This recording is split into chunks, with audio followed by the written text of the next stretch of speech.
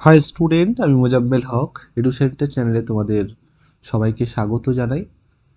আজকের এই ভিডিও ক্লিপে আলোচনা করব পশ্চিমবঙ্গ মধ্যশিক্ষা পর্ষদের ক্লাস 8-এর বই থেকে ক্লাস 8-এর জিওগ্রাফি বই থেকে একটি চ্যাপ্টার নাম্বার 4, চাপ বলয় ও বায়ু প্রবাহ। চাপ বলয় চ্যাপ্টার নাম্বার 4, চাপ বলয় এবং বায়ু প্রবাহ, এই চ্যাপ্টারটি আজকে আলোচনা করব। এর আগে অলরেডি 3টা চ্যাপ্টার আলোচনা হয়েছে। 3টা চ্যাপ্টার তোমাকে দেখিয়েছি যে কোন কোন ইম্পর্টেন্ট জায়গাগুলো, সেগুলো মার্কও করে দিয়েছিলাম। তো সেই জায়গা থেকে আমরা আজকে এই চ্যাপ্টারটা আলোচনা করব। তো চলো যাই, শুরু করা যাক। তো চাপ বলয় এবং বায়ু প্রবাহ খুব ইম্পর্টেন্ট একটি চ্যাপ্টার। তো এই জিনিসটা কি সেটা নিয়ে আমি একটু আলোচনা করব। তো চলো যাই, শুরু করা যাক। বলছে সৌরজগতের যে গ্রহগুলো রয়েছে, আমরা জানি যে সৌরজগতে টোটাল 8টি গ্রহ রয়েছে। তার মধ্যে হচ্ছে পৃথিবী হচ্ছে বায়ুর চাদরে মোড়া একমাত্র গ্রহ, যেটা অন্য কোনো গ্রহে বায়ুর অস্তিত্ব এখনো যদিও মঙ্গল গ্রহের চলছে সেখানে। তো বায়ুর নিজস্ব একটা ওজন আছে। অবশ্যই এই কনসেপ্টটা খুব বোঝার দরকার আছে যে আমাদের পৃথিবী এমন একটা গ্রহ যেখানে কি রয়েছে, বায়ু রয়েছে, মানে বায়ুমণ্ডল রয়েছে। আর বায়ুর একটা নিজস্ব ওজন আছে। আমরা সবসময় ভাবি বায়ুর কোনো ওজন নেই, আরে ভাই বায়ুরও ওজন আছে। এবং বায়ু পৃথিবী পৃষ্ঠে কি করছে, চাপ প্রদান করছে। এই কনসেপ্টটাই আমরা ভুলে যাই সবসময়, কিন্তু অনুভব করি বলেই আমাদের চ্যাপ্টারটাও এবং চাপ দিচ্ছে। তার মানে এটা পৃথিবী, আর পৃথিবীর ওপর বায়ুকণা রয়েছে, তাদের একটা নিজস্ব ওজন আছে এবং সেই ওজনের বলে তারা কি করছে, নিচের দিকে চাপ দিচ্ছে। হ্যাঁ, এই চাপটাই হচ্ছে বায়ুর চাপ। তাহলে বোঝা গেল, এই চাপটাই হচ্ছে বায়ুর চাপ। এবং স্থান ও সময় বিশেষে এই চাপের পার্থক্য লেখা যায়, যে কোথাও কোথাও বেশি দেখা যাচ্ছে চাপ, আবার কোথাও কম। আবার দেখা যাচ্ছে সন্ধ্যাবেলায় বেশি তো সে সকালবেলায় কম, বা শীতকালে কম তো গ্রীষ্মকালে বেশি, এই রকম। তো কোথাও চাপ বেশি, আর যেখানে আমাদের বায়ুর চাপ বেশি সেটাকে আমরা উচ্চ চাপ বলছি। আবার কোথাও কম চাপ দিচ্ছে বায়ু, তার মানে সেটা নিম্ন চাপ বলছি সেটাকে। ক্লিয়ার হলো? তাহলে আমরা কি দেখলাম, আমরা এই যে কনসেপ্টটা, এই প্যারাগ্রাফটাতে যে অংশটা আমরা বুঝতে পারলাম যে আমাদের পৃথিবী একমাত্র গ্রহ যেখানে কিন্তু বর্তমানে কি রয়েছে, বায়ু রয়েছে। আর বায়ুর নিজস্ব একটা ওজন আছে। আর ওজন যে জিনিসের থাকবে সে কি করবে, নিচের দিকে চাপ দেবে। হুম চাপ দেবে। চাপ দেবে, তাহলে বায়ুও তো নিজস্ব ওজন আছে। তাহলে বায়ুর যদি নিজস্ব ওজন থাকে তাহলে সেও চাপ প্রদান করে থাকবে। তাহলে কোথাও বেশি কোথাও কম, সেটা পার্থক্য হবে। এবার কোথায় কম কোথায় বেশি সেই নিয়ে আমরা কিন্তু আজকে আলোচনা করব। তো বায়ুচাপের তারতম্য লক্ষ্য করা যায়, যেটা ক্লাস 7-এ তোমরা অলরেডি পড়েছো। তো পৃথিবী পৃষ্ঠের উপর নির্দিষ্ট দূরত্বে সমধর্মী বায়ুস্তর অনুভূমিকভাবে প্রায় 1000 কিলোমিটার জুড়ে পুরো পৃথিবীটিকে কয়েকটি বলয়ের আকারে বেষ্টন করে আছে, যেগুলোকে আমরা কি বলি, চাপ বলয় বা প্রেসার বেল্ট বলে থাকি। যে পৃথিবী পৃষ্ঠে একটা নির্দিষ্ট দূরত্বে একটা লেয়ার মতো হয়েছে, যে এই এই এলাকা পর্যন্ত বায়ুর চাপ সমান। ফির ওই এলাকাটা ক্রস করে যাও, তারপরে বায়ুর চাপ হবে। তাহলে আমরা যদি পৃথিবীকে এরকম কতগুলো প্রেসার বেল্টে ভাগ করে দিই, তাহলে আমরা যেটা পাই সেটাই হচ্ছে বায়ু চাপ বলয়। যে আমরা ক্লাস 7-এ এই জিনিসটা আলোচনা করেছিলে তোমরা, যে এই পৃথিবী ধরে নিলাম, পৃথিবী এটা নিরক্ষীয় অঞ্চল। তাহলে নিরক্ষীয় অঞ্চলের মানে উপর বরাবর এই একটা প্রেসার বেল্ট, এখানে আমি এক রকমের চাপ দেখতে পাবো বায়ুর। আবার এই অঞ্চলটা যদি চলে যাও তাহলে এক রকমের চাপ দেখতে পাবো, এখানে এক রকমের চাপ দেখতে পাবো। তারপরের অঞ্চলটা যদি চলে যাও তাহলে সেখানে আরেক রকমের চাপ দেখতে পাবো। তো এই যে এইগুলোকেই বলা হয় চাপ বলয়। চাপ বলয়, তাহলে বোঝা গেল চাপ বলয় কি। তাহলে প্রেসার বেল্ট কি জিনিস আশা করি বুঝতে পারলাম, যে পুরো পৃথিবীকে কতগুলো যে একটা নির্দিষ্ট এরিয়া পর্যন্ত বায়ুর সমান চাপ। আবার এই এরিয়াটাতে বায়ুর যা চাপ, এই এরিয়াটাতে কিন্তু সেই পরিমাণ চাপ তার থেকে বেশি পাবো চাপ আমি। আবার এই এরিয়াতে বেশি পাবো, আবার এই এরিয়াতে যা চাপ পাবো এই এরিয়াতে তার থেকে বেশি চাপ পাবো, আবার এই এরিয়াতে যা চাপ পাবো তার থেকে বেশি এই এরিয়াতে মেরু অঞ্চলে পাবো। তার মানে যে কোন অঞ্চলে কিরকম চাপ সেই হিসাবে পৃথিবীকে কতগুলো একটা বলয়ের আকারে ভাগ করা হয়েছে, সেইগুলোকেই আমরা কি বলে থাকি, বায়ুচাপ বলয় বা প্রেসার বেল্ট। তো বায়ুচাপ বলয়ের মধ্যে আমরা এই ছবিটা আঁকলাম, ছবিটা এঁকেছি, দেখো ছবিটা আঁকার মধ্যে প্রথমেই আমি নিরক্ষীয় অঞ্চলটা এঁকেছি। কেন নিরক্ষীয় অঞ্চলটাও, এই যে দেখো এখানে খুব একটা যেমন একটা চাপ বলয়ের আকারে আঁকা হয়েছে, যেটা এই অঞ্চলটা কি নিরক্ষীয় অঞ্চল। হ্যাঁ, তাহলে নিরক্ষীয় অঞ্চল। তারপরে এটা মকরীয় অঞ্চল বা এটা কর্কটীয় অঞ্চল। তো এই নিরক্ষীয় অঞ্চলে চাপ বলয়ে আমরা কি দেখতে পাবো সেটাই আমরা দেখবো আজকে। নিরক্ষীয় অঞ্চল, নিরক্ষীয় অঞ্চল, তাহলে নিরক্ষীয় অঞ্চলটাতে কি হবে, এই চাপ বায়ুচাপ বলয়ের মধ্যে নিরক্ষীয় অঞ্চল, তার বলছে 0 ডিগ্রি থেকে শুরু করে 5 ডিগ্রি সেটা অক্ষরেখা পর্যন্ত, মানে 5 ডিগ্রি নর্থ হতে পারে, 5 ডিগ্রি সাউথ হতে পারে, মানে উত্তর দক্ষিণ হতে পারে।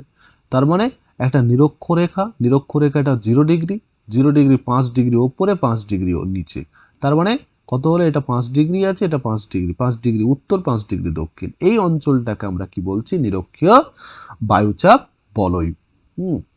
বায়ুচাপ বলয়।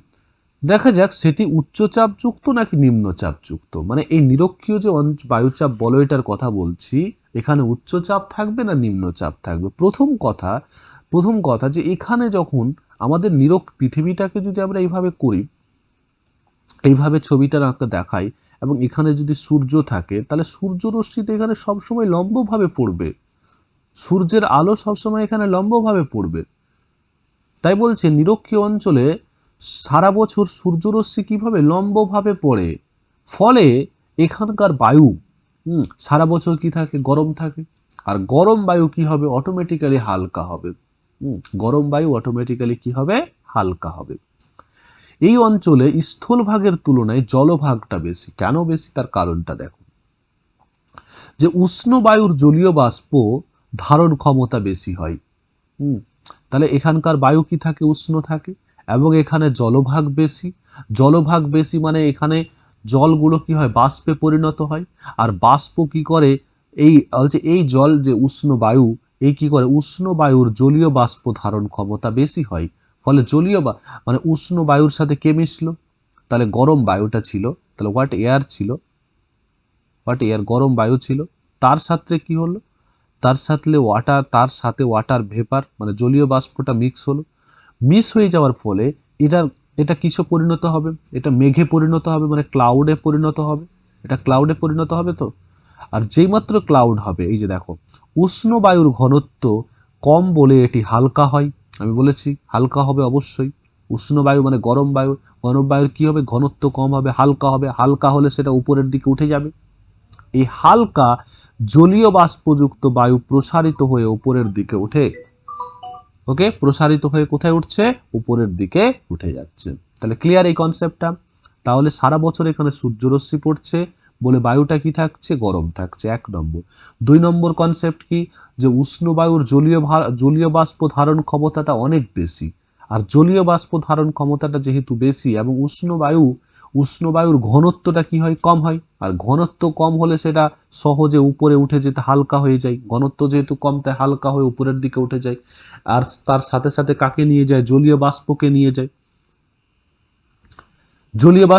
যায়, এবং এই জলীয় বাষ্পযুক্ত বায়ু, এই ঊর্ধ্বগামী বায়ু পৃথিবীর আবর্তন গতির কারণে, পৃথিবীর আবর্তন গতির কারণে নিরক্ষরেখা থেকে কি হয়, উত্তর বা দক্ষিণ দিকে ছিটকে যাচ্ছে, নিরক্ষরেখা থেকে উত্তর দিকে চলে যাচ্ছে। তার মানে নিরক্ষরেখা এটা রয়েছে, কিছুটা উত্তর দিকে চলে যাচ্ছে, এইদিকে এইভাবে চলে যাচ্ছে, এইভাবে চলে যাচ্ছে। তাহলে এই উত্তর দক্ষিণ ফলে এই অঞ্চলে বায়ুর পরিমাণ কমে যায়। কেন, তাহলে বুঝতে পারলে, হালকা বায়ুটা এদিকে চলে যাচ্ছে, তার মানে আবর্তন গতির কারণে ও উপরের দিকে যাওয়ার কথা ছিল, কিন্তু জাস্ট ছিটকে গিয়ে এইভাবে চলে গেল। ছিটকে গিয়ে যেহেতু এইভাবে চলে গেল, তাহলে এই হচ্ছে আমাদের নিম্নচাপযুক্ত না উচ্চচাপযুক্ত। চাপটা আমরা বুঝে গেলাম যে এখানে চাপটা, নিরক্ষীয় অঞ্চলে কোন ধরনের, উচ্চচাপ না নিম্নচাপ বায়ু সৃষ্টি করছে। কেন, বায়ু হালকা, বায়ুটা ছিটকে গিয়ে এই দিকে চলে গেল, কর্কটীয় অঞ্চল মকরীয় অঞ্চলের দিকে চলে গেল। ওকে, তো তো এইখানে বলেছে দুটো দেশ এবং দুটো মহাসাগরের নাম করো, যার উপর দিয়ে যদি পৃথিবীর তোমরা ম্যাপ দেখো তাহলে খুব ক্লিয়ার হবে, খুব ক্লিয়ার হবে যে নিরক্ষরেখাটা আফ্রিকান কান্ট্রির উপর দিয়ে গেছে, মহাদেশের। আমি যেমন একটা বলে দিলাম, হ্যাঁ, একটা বলে দিলাম যে আফ্রিকান কান্ট্রির উপর দিয়ে গেছে। তারপরে তোমার যদি বলো আমাদের আটলান্টিক, এখানে মহাসাগরের। তারপরে তোমরা ম্যাপ দেখে বলো যে কোন নিরক্ষীয় অঞ্চলের, বলছে এই চাপ বলয়ে কারা অবস্থান করছে। যেমন একটা উদাহরণ আমি অ্যামাজন ফরেস্টের কথা বললাম, এই নিরক্ষীয় অঞ্চলেই অবস্থান করছে। ক্লিয়ার হলো?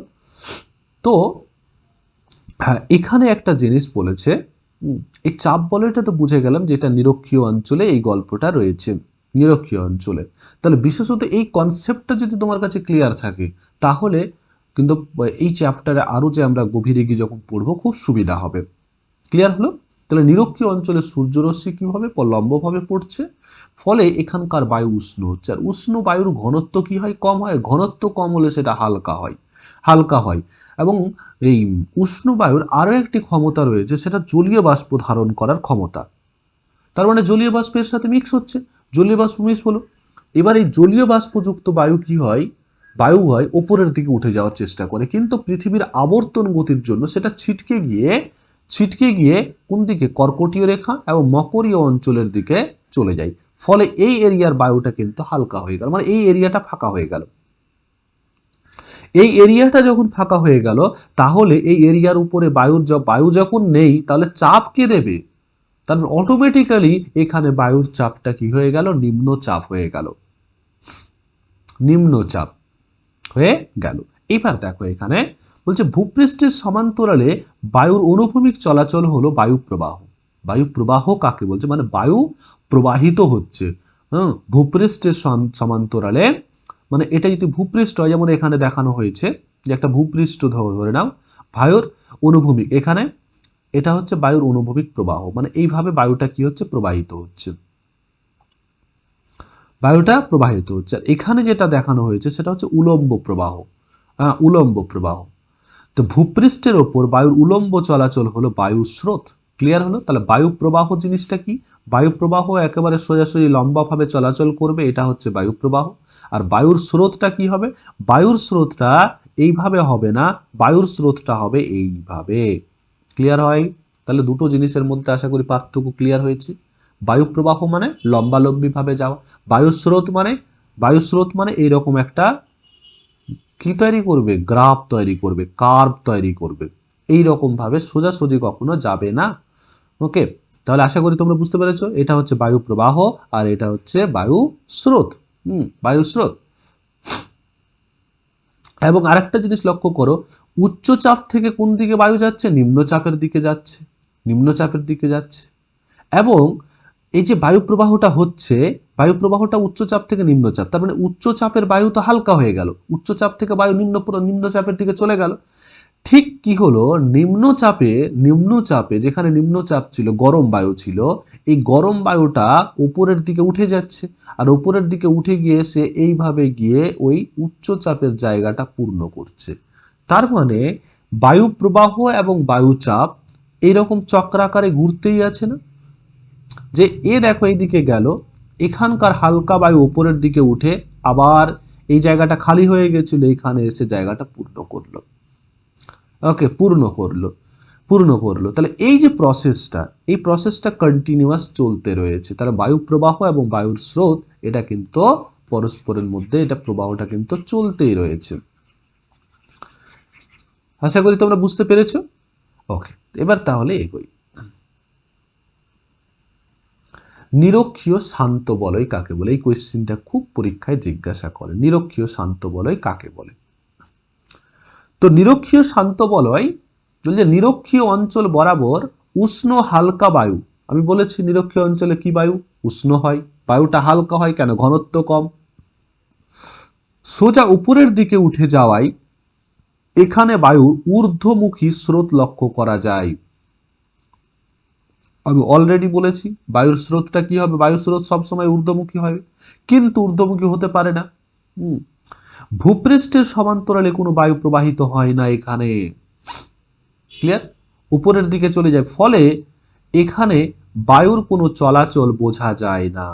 তাহলে এখানকার বায়ুটা যেহেতু হালকা হচ্ছে, বায়ুর ঊর্ধ্বমুখী স্রোত এখানে, আমরা এমনিতেই কি বললাম যে বায়ু প্রবাহ এইভাবে হয়, কিন্তু নিরক্ষীয় অঞ্চলে এইভাবে কোনো রকম সমান্তরালে, ভূমির সমান্তরালে কোনো রকম অনুভূমিকভাবে কোনো বায়ু প্রবাহিত হয় না।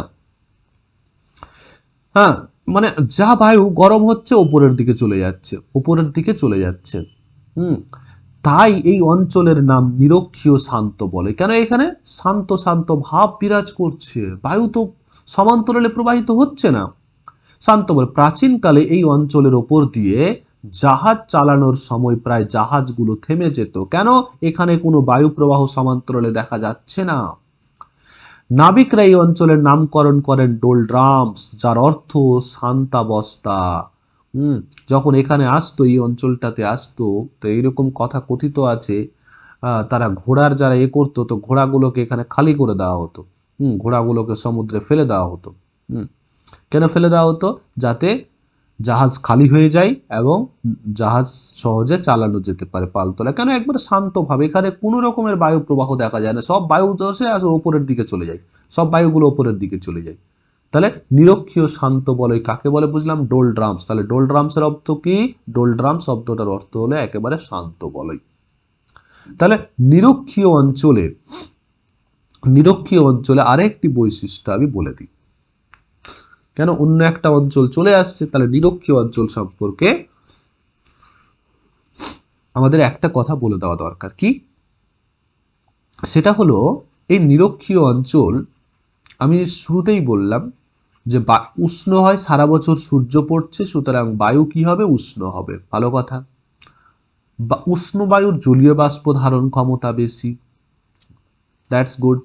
জলীয় বাষ্প উষ্ণ বায়ু ধারণ করলো এবং এখানকার বায়ু সোজাসুজি কি হয়? ওপরের দিকে চলে যায়, অর্থাৎ কর্কটীয় মকরীয় অঞ্চলের দিকে উঠে যায়। এবার উঠে গিয়ে কি করবে? সে বৃষ্টিপাত করবে, সেখানে মেঘের ফরমেশন করবে এবং মেঘ প্রায় প্রতিদিন বিকেল বেলায় এখানে কি হয়? বৃষ্টিপাত হয় এই অঞ্চলটাতে প্রতিদিন। আমি বলেছিলাম জলভাগের পরিমাণ সব থেকে বেশি এখানে। কেন? এই কারণটার জন্য। এখানে প্রতিদিন বিকেল বেলায় বৃষ্টি হয়, এই জন্য বলা হয় নিরক্ষীয় অঞ্চল যেটা, এখানে এই বৃষ্টিটাকে 4 o'clock বৃষ্টি বলা হয়। মনে থাকবে? তাহলে 4 o'clock মানে বিকেল 4টার দিক থেকে, মানে একবারে এক্স্যাক্ট 4টা নয়, ওই বিকেলের দিকে এই বৃষ্টিটা শুরু হয়। এই অঞ্চলে দেখা যায় বৃষ্টিটা, এবং এই অঞ্চলে এত বৃষ্টিপাতের জন্যই কিন্তু বড় বড় যে ফরেস্ট, যেমন আমি সাউথ আফ্রিকার যদি ফরেস্ট বলি সেটা, এবং আমাদের অ্যামাজন ফরেস্ট, পৃথিবীর সব থেকে বড় ফরেস্ট যদি কথা বলি, সেই অ্যামাজন ফরেস্ট কোথায়? এই নিরক্ষীয় অঞ্চলেই রয়েছে, এই নিরক্ষীয় অঞ্চলেই রয়েছে, নিরক্ষীয় অঞ্চলেই বিদ্যমান। এবার এটা গেল নিরক্ষীয় অঞ্চল। এবার চলে যাব আমরা নিরক্ষীয় অঞ্চল হয়ে যাওয়ার পরে, সেটা হচ্ছে কর্কটীয় মকরীয় অঞ্চল। কর্কটীয় এবং মকরীয় অঞ্চল, তার মানে এটা নিরক্ষীয় অঞ্চলটা 0 থেকে 5 ডিগ্রি পর্যন্ত, তাহলে 5 থেকে শুরু করে তার মানে এই পর্যন্ত যে অঞ্চলটা দেখতে পাচ্ছ, এই অঞ্চলটা তাহলে কর্কটীয় মকরীয় অঞ্চল। বলছে কোথা থেকে শুরু করছি আমি? আমার 25 থেকে শুরু হচ্ছে, শেষ হচ্ছে কোথায়? 30-এ। এখানেও তাহলে 25 হবে এবং এখানে শেষ, তার মানে 5 ডিগ্রি বিস্তার। ক্লিয়ার হলো? তাহলে 25 থেকে 35 ডিগ্রি অক্ষরেখার মধ্যবর্তী অঞ্চলে কর্কটীয় মকরীয় অঞ্চল নামে পরিচিত। সেটা উত্তর গোলার্ধেই হোক বা সেটা দক্ষিণ গোলার্ধেই হোক, এটা তো দক্ষিণ গোলার্ধ। এই দুই অঞ্চলে দুটি বায়ুচাপ বলয়ের সৃষ্টি হয়েছে। নিরক্ষীয় শান্ত বলয়ের মতো এই দুই অঞ্চল যথাক্রমে কর্কটীয় শান্ত বলয় ও মকরীয় শান্ত বলয় নামে পরিচিত। তাহলে এবার এই অঞ্চল দুটো সম্পর্কে পড়া যাক। কি অঞ্চল? বলছে নিরক্ষীয় অঞ্চল থেকে, আমি শুরুতেই বলেছিলাম যে বায়ু পৃথিবীর আবর্তন গতির জন্য নিরক্ষীয় অঞ্চলের বায়ু অ্যাকচুয়ালি উপরের দিকে উঠতে চায়, কিন্তু উপরের দিকে উঠে না পেরে সে ছিটকে চলে যায় কোনটায়? কর্কটীয় এবং মকরীয় অঞ্চলের দিকে ছিটকে চলে যায়। কর্কটীয় মকরীয় অঞ্চলের দিকে ছিটকে উত্তর দিকে এবং দক্ষিণ দিকে চলে যায়। দক্ষিণ দিকে চলে যায়, তার মানে এখানকার বায়ু এইভাবে চলে গেল, এখানকার বায়ু এখানে চলে আসলো, এখানকার বায়ু এখানে চলে আসলো, এই উপরের দিকে যেতে পারছে না। উপরের দিকে উঠতে শুরু করে। এই ঊর্ধ্বগামী বায়ুর উষ্ণতা ক্রমশ কমতে থাকে, যত উপরের দিকে উঠবে, কারণ উপরের দিকে ঠান্ডা বায়ু রয়েছে, তখন সে কি উষ্ণতা কমতে থাকে। বায়ু ঠান্ডা ও ভারী হয়ে ওঠে এবং ঘনত্ব বেড়ে গেল। যখনই বায়ুটা হয়ে গেল, নিরক্ষীয় মেরু অঞ্চলে এই ঊর্ধ্বগামী বায়ু পৃথিবীর আবর্তনের ফলে বিক্ষিপ্ত হয়। আবর্তনের ফলে কি হয়? বিক্ষিপ্ত হয়ে এই রকম নিরক্ষীয় কর্কটীয় মকরীয় অঞ্চলে চলে আসে। এই বিক্ষিপ্ত শীতল ও ভারী বায়ু কর্কটীয় মকরীয় অঞ্চলে নেমে আসে। এই অঞ্চলে কি হবে? নেমে যাবে এই গরম ঠান্ডা বায়ুটা। আবার মেরু অঞ্চল থেকে ঠান্ডা ও শুষ্ক বায়ু নিচের দিকে নেমে এসে দুই ক্রান্তীয় অঞ্চলে অবস্থান করছে। শুধুমাত্র এখানকার বায়ু নয়, এই যে কুমেরুবৃত্ত যে প্রদেশীয় এখানকার বায়ুটা কিন্তু ঠান্ডা বায়ু, কিন্তু এখানে কোনো রকম শুষ্ক নাই, একবারে শুষ্ক বায়ু। যেহেতু শুষ্ক হয়ে যায়, ফলে এই বায়ুটা কিন্তু এখানে নেমে আসে, আবার উপর থেকেও নেমে আসে। ফলে এই জায়গার যে বায়ু সব থেকে কি হবে? একবারে ভারী হবে। দুই বিপরীত ধর্মী বাতাস, একটা দেখো নিরক্ষীয় অঞ্চলের বাতাস, একটা হচ্ছে কুমেরুবৃত্ত এবং সুমেরুবৃত্তের, মানে মেরু অঞ্চলের বাতাস, মিলিত হওয়ার ফলে এখানে বায়ুর পরিমাণ বেড়ে যায়, ঘনত্ব, তাহলে বায়ুর পরিমাণ বাড়লো, দু রকমের বায়ু মিলিত হচ্ছে, বায়ুর ঘনত্ব বেড়ে যাচ্ছে। তাহলে এই কারণগুলোর জন্য কোন ধরনের বায়ুচাপ বলয় অবস্থান করবে? উচ্চচাপ। তার মানে এখানে আমরা কি দেখতে পাচ্ছি? উচ্চচাপ। নিরক্ষীয় অঞ্চলে কি দেখলাম? নিম্নচাপ। তাহলে এখানে যেটা বলা হয়েছে যে নিরক্ষীয় নিম্নচাপ, তাহলে এখানে কি হবে? মকরীয় উচ্চচাপ হবে। ওকে, মকরীয় উচ্চচাপ। মকরীয় উচ্চচাপ। এবার এই যে বায়ুটা আসলো, এই বায়ুটা যে দু রকমের বায়ু আসলো, এখানে একটা জিনিস আছে অশ্ব অক্ষাংশ। এই জিনিসটাও কিন্তু খুব দরকার, বুঝতে হবে। কাকে বলছে অশ্ব অক্ষাংশ? বলছে ষোড়শ শতকের, মানে 1600 সালে, 1600 সালে নয়, অ্যাকচুয়ালি ষোড়শ শতক মানে 1500 থেকে শুরু করে 1600 সালের মাঝখানে, ওই সময়ে কর্কটীয় মকরীয় শান্ত বলয় দিয়ে পালতোলা জাহাজগুলো চলাচলের সময় গতিহীন হয়ে পড়ত। এই অঞ্চলটাতে কেন? এখানে শান্ত বলয় একটা বিরাজ করছে। কেন? ফলে মধ্যপ্রাচ্য ও ইউরোপ থেকে আসা ঘোড়া ভর্তি বাণিজ্যিক জাহাজগুলো পশ্চিম ভারতীয় দ্বীপপুঞ্জ আমেরিকায় যেতে অনেক বেশি সময় লাগতো। বুঝতে পেরেছি? ইউরোপিয়ান কান্ট্রিগুলো থেকে যখন তারা আমেরিকার দিকে যাবে, তখন এই সমস্যার মধ্যে পড়তো। জাহাজের ভার কমাতে, পানীয় জল ও খাবারের সংকট এড়াতে কিছু জীবন্ত ঘোড়াকে আটলান্টিক মহাসাগরে ফেলে দিত। এই কারণে দুই ক্রান্তীয় অঞ্চল অশ্ব অক্ষাংশ নামে পরিচিত। কেন? এখানে একটা শান্ত, তার কারণ শান্ত ভাব বিরাজ করার এখানে কারণ রয়েছে। কারণ এখানকার বায়ুগুলো কি হয়? এখানকার বায়ুগুলো একই রকম ভাবে নিরক্ষীয় অঞ্চল থেকে আসলো, দুই অঞ্চল থেকে আসলো, ফলে এখানে এসে তো বদ্ধ হয়ে গেল বায়ুটা। তার মানে সবসময় এই অঞ্চলটাতে কি করছে? একটা ভারী আবহাওয়া বিরাজ করছে। তার মানে এখানেও বায়ুর কিন্তু প্যারালাল প্রবাহ দেখতে পাওয়া যাবে না, তাহলে এই ঘটনা, তাহলে অশ্ব অক্ষাংশ গতিহীন হয়ে পড়তো। কেন? ওই যে শান্ত বলয় বিরাজ করছে। কেন? বায়ুটা তো ভারী, দুই দিক থেকে বাতাস আসছে, কিন্তু ওখানকার বায়ু উপরের দিকে উঠতে পারছে না বা সাইডে প্রবাহিত হতে পারছে না, বলে এখানে কিন্তু একটা শান্ত বলয় বিরাজ করত। এবার মেরু বৃত্ত প্রদেশীয় যে অঞ্চল, সেখানে কত ডিগ্রি? 60 ডিগ্রি থেকে শুরু করে 70 ডিগ্রি। তার মানে 60 ডিগ্রি থেকে সুমেরুবৃত্ত উত্তর গোলার্ধে এবং কুমেরুবৃত্ত দুটি চাপ বলয় অবস্থান করছে। উত্তর গোলার্ধে সুমেরুবৃত্ত প্রদেশীয় চাপ বলয়, দক্ষিণ গোলার্ধে কুমেরুবৃত্ত প্রদেশীয় চাপ বলয় নামে পরিচিত। ভালো কথা। এই যে দেখতে পাচ্ছ সুমেরুবৃত্ত, তাহলে এখানে তোমাকে বলতে বলেছে যে এই অঞ্চলে কি বিরাজ করা উচিত। বলছে দুই গোলার্ধের মেরু অঞ্চলের তুলনায় পার্শ্ববর্তী মেরুবৃত্ত প্রদেশীয় অঞ্চল,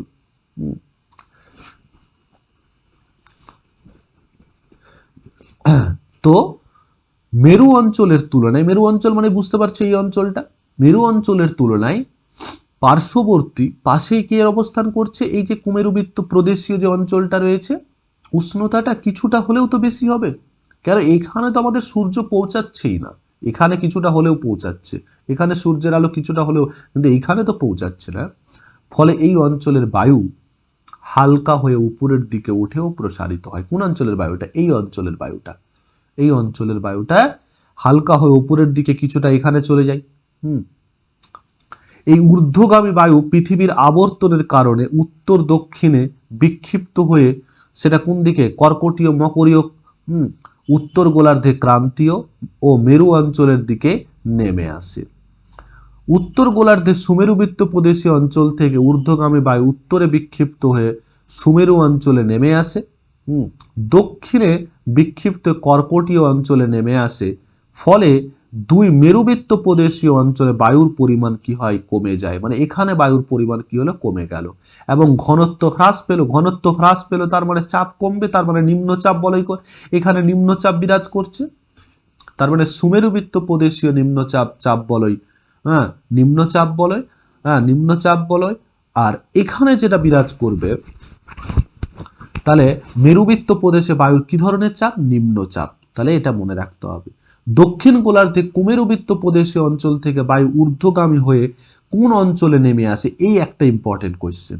দক্ষিণ গোলার্ধে আমি কিছুক্ষণ আগেই বললাম যে কি হয়, যেটা গল্পটা সেটা উত্তর গোলার্ধের গল্পটা বললাম, যে সুমেরুবৃত্ত প্রদেশীয় অঞ্চল থেকে ঊর্ধ্বগামী বায়ু উত্তরে বিক্ষিপ্ত হয়ে উত্তরে সুমেরু অঞ্চলে নেমে আসে।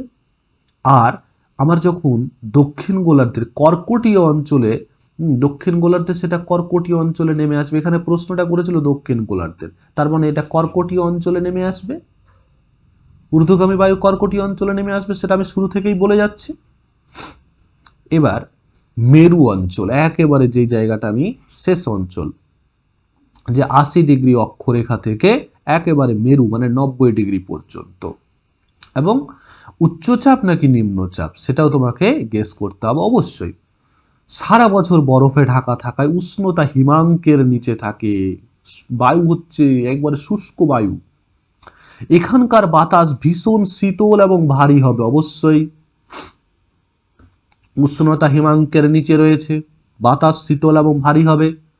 এই অঞ্চলে সূর্যরশ্মি তির্যকভাবে পড়ায় তাপের অভাবে বাষ্পীভবনের পরিমাণও হবে না, বাষ্পীভবনের কোনো চান্সই নেই।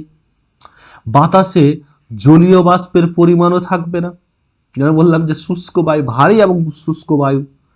আবর্তনের মেরুবৃত্ত অঞ্চল থেকে বায়ুর কিছু অংশ মেরু অঞ্চলে নেমে আসে, কিছুটা অংশ মেরুবৃত্ত অঞ্চলে নেমে আসে। তার মানে এখানে যে বায়ুটা দেখবো, সেই বায়ুটা তো বায়ুটা যেটা দেখা যাবে সেটা হচ্ছে ভারী হবে, ভারী হবে, জলীয় বাষ্পের পরিমাণ কম থাকবে বায়ুতে, কিন্তু শীতল এবং ভারী হচ্ছে, ভারী হলেই সেটা কি হবে, চাপ, সেটা উচ্চ চাপ বিরাজ করবে।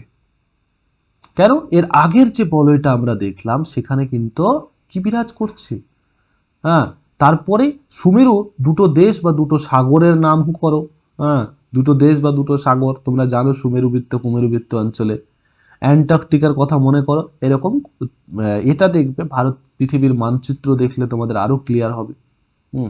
তাহলে এবার থেকে তোমাদের এখানে কতগুলো প্রশ্ন দিয়েছে, সেইগুলোকে তোমরা কি করো, প্রশ্নগুলোকে সমাধান করার চেষ্টা করো, যে এই ছবিগুলো কতগুলোকে, এই ছবিগুলোকে একটা জায়গাতে কম্পাইল করলেই তুমি উত্তরগুলো দিতে পারবে। আমি কিন্তু প্রত্যেকটা জায়গায় বলে দিচ্ছি, যে কোয়েশ্চেন মার্কের জায়গাগুলো কিন্তু বলে এসেছি।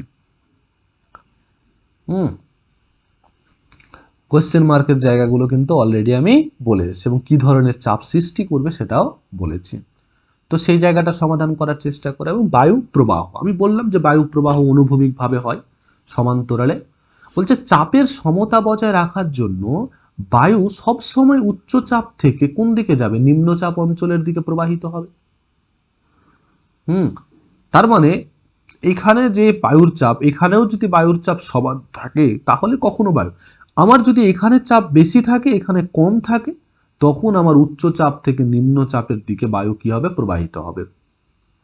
তার মানে দুটো অঞ্চলে চাপের যে পার্থক্য সেটাই হচ্ছে বায়ু চলাচলের অন্যতম কারণ। উচ্চচাপ ও নিম্নচাপযুক্ত অঞ্চলের মধ্যে চাপের পার্থক্য বেশি হলে বায়ুর গতিবেগ বাড়বে, আবার চাপের পার্থক্য কমলে বায়ুর ধীর গতিতে। যখন চাপের পার্থক্য প্রায় থাকে না তখন শান্ত আবহাওয়া বিরাজ করে। শান্ত আবহাওয়া বিরাজ করে। যেমন গভীর উচ্চচাপ, তাহলে দ্রুত গতি সম্পূর্ণ বায়ু, দেখো। মৃদু উচ্চচাপ, তাহলে ধীর গতি সম্পূর্ণ বায়ু, বায়ুর গতিবেগ কম এখানে। তাহলে দুটো খুব ভালো বুঝিয়েছে, যেদিকে হবে সেদিকে সে চাপটা যাবে। এখানে একটা ছবি দেখতে পাচ্ছ, দুটো মেয়ে পরস্পরের হাত ধরে টানছে, পরস্পরের দিকে টানছে। তো বা হাত ধরে তারা ঘুরছে, হয়তো তারা কি হচ্ছে, তারা এইভাবে ঘুরে যাচ্ছে। তারা যে ঘুরছে, তো এইভাবে ঘোরার সময় বাইরের দিকে ছিটকে যাওয়ার প্রবণতা লক্ষ্য করা যাচ্ছে। তুমি দেখবে যে ঘুরতে থাকলে, বা তুমি একটা দড়িতে একটা পাথর বেঁধে তুমি যদি হাত দিয়ে তুমি দেখবে এভাবে ঘোরাতে থাকবে, হাত দিয়ে যদি ঘোরাতে থাকো, হাত দিয়ে এইভাবে ঘোরাতে থাকবে, তাহলে দেখবে দড়িটা একটা জায়গাতে যদি আমি কেটে দিই, আমি সাপোজ দ্যাট আমি একটা ছবি এঁকে দেখাচ্ছি আরো।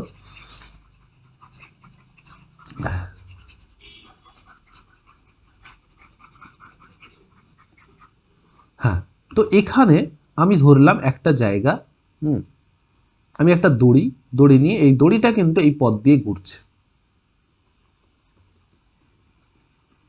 এই পথ নিয়ে ঘুরছে, একবার গোল করে আমি ঘুরাচ্ছি আঙুল দিয়ে।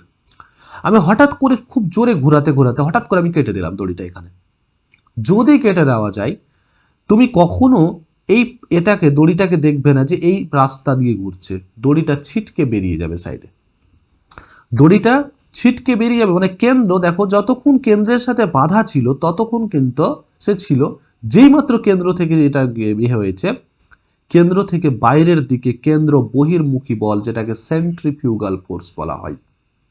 ওকে, সেন্ট্রিফিউগাল ফোর্স বলা হয়ে থাকে। ক্লিয়ার এখানে? ওকে, সেন্ট্রিফিউগাল ফোর্স বলা হয়ে থাকে। আশা করি বুঝেছি। কেন্দ্র বহির্মুখী বল মানে কেন্দ্র থেকে সবসময় বলটা কিন্তু বাইরের দিকে ছুটে যাওয়ার কিন্তু প্রবণতা থাকে। এবং এই জিনিসটাই দেখো এখানে হবে যে পৃথিবীর আবর্তন বা ঘূর্ণন গতির কারণে পৃথিবী পৃষ্ঠস্থ যে কোনো স্বচ্ছন্দ গতিশীল বস্তুর ওপর এক ধরনের বল কাজ করে। মানে পৃথিবীর আবর্তন, ওই যে সমস্ত আবর্তন গতির জন্য যে কোনো স্বচ্ছন্দ বা গতিশীল বস্তুর ওপর এক ধরনের বল কাজ করে, যা বস্তুগুলোর কি পরিবর্তন করে, দিক বিক্ষেপ, যেদিকে যেতে চায় সেদিকে যেতে পারে না। এটা হচ্ছে, এই বলকে কি বলা হয়, কোরিওলিস বল বলা হয়। যে পৃথিবীতে স্বাভাবিকভাবে চলাচলকারী বাতাস ও সমুদ্র স্রোতের ওপর সাধারণভাবে এই বলটা বিশেষ করে কাজ করে। কাদের উপর কাজ করে? একটা বায়ুমণ্ডলের উপর, একটা হচ্ছে সমুদ্র স্রোতের উপর, সমুদ্র স্রোতের উপর। এই যে বিক্ষেপটা, এই কোরিওলিস বলের কারণে উচ্চচাপ থেকে নিম্নচাপের দিকে চলাচলের সময় বায়ু সোজা পথে প্রবাহিত না হয়ে, তার মানে কি হচ্ছে, বায়ুর প্রবাহ আমি কি বলেছিলাম, সরাসরি হওয়ার কথা, কিন্তু এই কোরিওলিস ফোর্সটা থাকার কারণে যে গতিশীল বস্তু এক ধরনের বল কাজ করছে যে কোনো বস্তুর ওপরে, তাহলে সোজাসুজি যেতে পারছে না। উচ্চচাপ থেকে তাহলে উত্তর গোলার্ধে তার প্রবাহের ডান দিকে, উত্তর গোলার্ধে কি হচ্ছে, প্রবাহের ডান দিকে বেঁকে যাচ্ছে। তার মানে ধরে নিলাম একটা বায়ু এইরকম ভাবে যাওয়ার কথা ছিল, কিন্তু কোরিওলিস ফোর্সের জন্য সেটা এইরকম ভাবে না গিয়ে উত্তর গোলার্ধে কি হবে, উত্তর গোলার্ধে এইরকম ডান দিকে বেঁকে যাবে বায়ুটা। আবার যদি দক্ষিণ গোলার্ধে যদি ধরে নাও, তাহলে কিন্তু দক্ষিণ গোলার্ধে যদি হয়, এই বায়ুটা উত্তরে যাচ্ছে, দক্ষিণ গোলার্ধে যদি হয়, তাহলে বায়ুটা এইরকম ভাবে এরকম গিয়ে বেঁকে যাবে। তার মানে এটা দক্ষিণ গোলার্ধের গল্প। এটা কার জন্য? তাহলে উত্তর গোলার্ধে ডান দিকে আর দক্ষিণ গোলার্ধে বাম দিকে বেঁকে চলাচল করে। এই জিনিসটাকে সর্বপ্রথম লক্ষ্য করেছিলেন একজন মার্কিন আবহবিদ উইলিয়াম ফেরেল বলে, এই সূত্রটাকে অনেক সময় ফেরেলের সূত্র নামে পরিচিত। বোঝা গেছে? তাহলে ফেরেলের সূত্রটা কি, আর কেন্দ্র বহির্মুখী বল কি, সেন্ট্রিফিউগাল ফোর্স কাকে বলে, কোরিওলিস ফোর্স কাকে বলে, সেই দুটোই কনসেপ্ট আমি বলেছি। যে পৃথিবীর আবর্তন গতির জন্য যে পৃথিবীতে যে কোনো বস্তু যে কোনো বস্তুর উপর কি করে, একটা বল কাজ করে। বল কাজ করে, যে বলটাকে কোরিওলিস ফোর্স বলা হয়। এবং এই কোরিওলিস ফোর্সের কারণে যে কোনো বস্তু তার যে স্বাভাবিক গতিপথ সেই পথে যেতে পারে না, সে বিক্ষিপ্ত হয়ে যায়।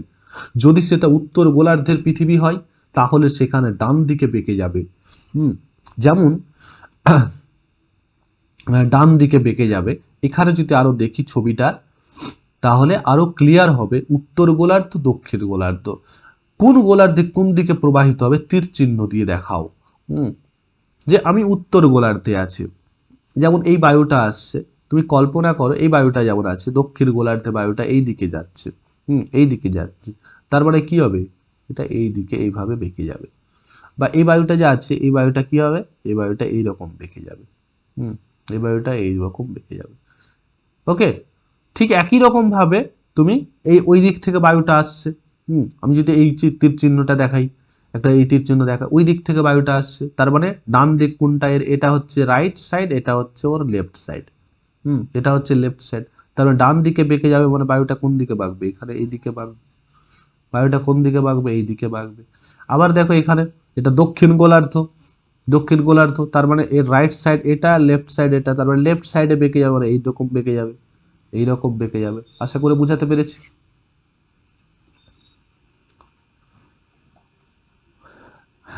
এবার আরো একটি সূত্র আমরা দেখব।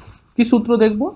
পৃথিবী পৃষ্ঠের উপরিভাগ সব জায়গায় সমান নয়। অবশ্যই কোথাও নিচু, কোথাও গর্ত, কোথাও পাহাড়, কোথাও নদী, কোথাও সমুদ্র, কত উঁচু নিচু, বলছে সব জায়গা সমান নয়। অসমতল স্থলভাগের উপর দিয়ে প্রবাহিত হওয়ার সময় ঘর্ষণজনিত বাধার কারণে একটা বায়ু প্রবাহিত হচ্ছে, কিন্তু তার তলটা, যে তলের উপর দিয়েও প্রবাহিত হচ্ছে, সেই তলটা তো ভাই মসৃণ নয়। ভূত্বকটা কি মসৃণ নয়? তাহলে ভূত্বকের সাথে আমরা যখন হাতের সাথে হাত ঘষতে থাকি, তুমি দেখবে হাতটা কিছুক্ষণ গরম হয়ে যাবে কিছুক্ষণ পরে। তুমি ধরো একটা এবড়ো খাবড়ো জিনিসের উপর হাতটা যদি ঘষতে থাকো, তাহলে তোমার কি হবে, ঘর্ষণ হবে না? আর ঘর্ষণের ফলে কি উৎপন্ন হয়? এই যে দেখো, ঘর্ষণ, বায়ুর গতিবেগ কমে যায়। তুমি যদি একটা মসৃণ রাস্তা পাও সেখানে খুব সহজে চলাচল করতে পারবে, কিন্তু যে ঘর্ষণ মানে এবড়ো খাবড়ো রাস্তা পাও সেখানে কিন্তু সহজে যেতে পারবে না। আর বায়ুর গতিবেগ কমে যায় এবং দিক পরিবর্তন ঘটে। আবার সমুদ্রের ওপর বা মরু অঞ্চলের ওপর দিয়ে প্রবাহিত হওয়ার সময় ঘর্ষণের প্রভাব কম থাকে। কেন? মরু অঞ্চল এবড়ো খেবড়ো হয় না, বা সমুদ্র এবড়ো খেবড়ো হয় না, বায়ুর গতিবেগটা বেশি থাকে। ক্লিয়ার হলো? তার মানে স্থলভাগের ওপর দিয়ে যখন যাচ্ছে, বায়ুর ঘর্ষণের কারণে গতিবেগ কমে যাচ্ছে, তারপরে দিক পরিবর্তন ঘটছে। পরিবর্তন ঘটছে। তো এই জায়গা থেকে এখানে একটা সূত্র, এবার হচ্ছে বায়ুর নামকরণ। বায়ু যেই দিক থেকে প্রবাহিত হয়, এই জায়গাটা খুব ভালো করে, প্রবাহিত হয় সেই দিক অনুসারে বায়ুর নামকরণ করা হয়। কেন এই কথাটা বললাম আমি পরক্ষণেই বলবো, আমি বলছি। তার আগে 22 ব্যালট সূত্রটাকে বুঝিয়ে দিই। বায়ু যেই দিক থেকে প্রবাহিত হবে সেই দিক অনুসারে নামকরণটা হবে, তারপরে 22 ব্যালট সূত্রটা বুঝিয়ে নিই, তারপরে বলছি। তো একজন ডাচ, হল্যান্ডের যারা অধিবাসী তাদেরকে ডাচ বলা হয়, যেমন আমরা ইন্ডিয়াতে ইন্ডিয়ান বলা হয় বা ভারতীয় বলা হয়, সেরকম যারা হল্যান্ডে থাকে তাদেরকে কি বলা হয়, ডাচ বলা হয়।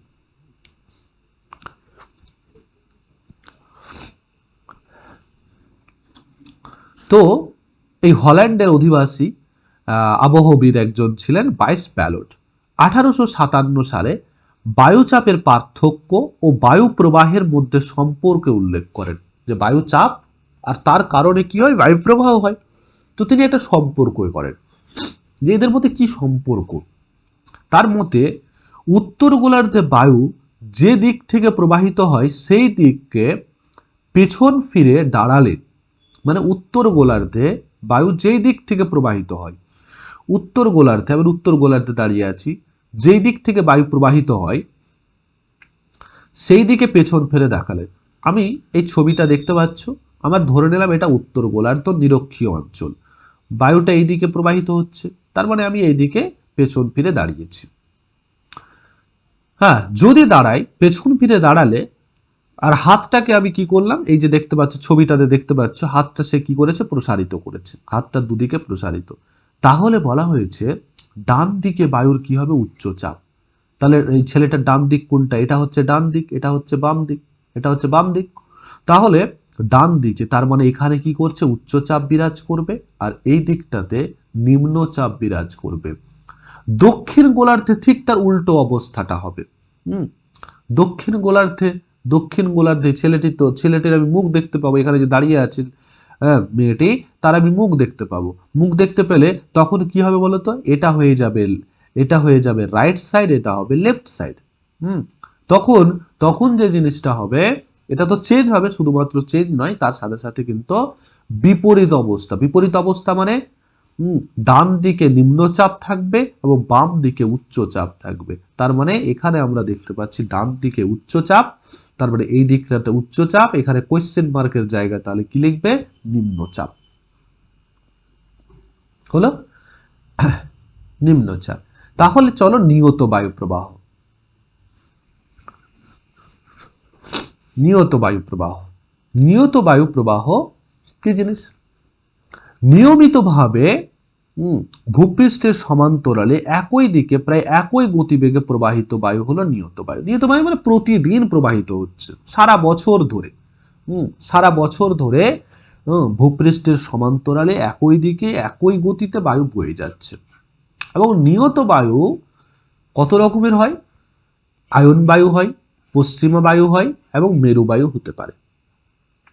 তাহলে আয়ন বায়ু, পশ্চিমা বায়ু এবং মেরু বায়ু, মেরু বায়ু হতে পারে। তো এই 3 রকমের বায়ু থেকে কিন্তু কোয়েশ্চেন আসে। তাহলে চলো আয়ন বায়ুটা কি, আয়ন বায়ুর পরিচয় আমাদের দেখতে হবে। কি বলছে, কর্কটীয় মকরীয় উচ্চচাপ অলরেডি আলোচনা হয়েছে, থেকে বলয় থেকে সারা বছর ধরে নিয়মিতভাবে নিরক্ষীয় নিম্নচাপ বলয়ের দিকে। কেন, এখানকার বায়ু তো হালকা হয়ে গেছে, এখানকার বায়ু তো নেই, এই জায়গাটা ফাঁকা হয়ে গেছে, তাহলে এই জায়গাটা ভরাট করার জন্য কর্কটীয় মকরীয় অঞ্চল থেকে বায়ু প্রবাহিত হবে।